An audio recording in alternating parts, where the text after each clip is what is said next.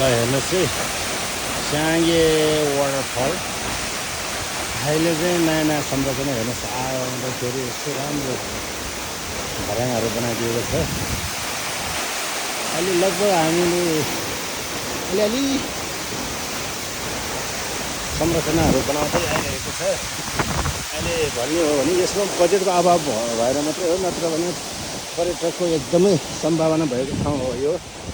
हेर्नुहोस् अहिले बनाइरहेको छ यो। माथि हामीले चाहिँ टिम खेल्ने पार्क पनि बनाउँदैछ। यहाँ चाहिँ पिकनिक पार्कहरू छ सबै।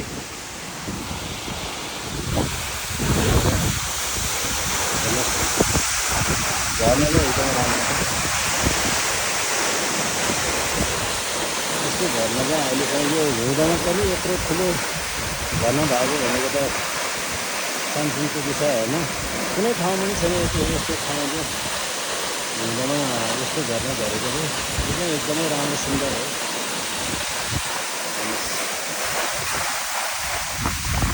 झर्ना चाहिँ यो गइरहेको यो अहिले योपालि बनाएको भर्याङ हो हामीले।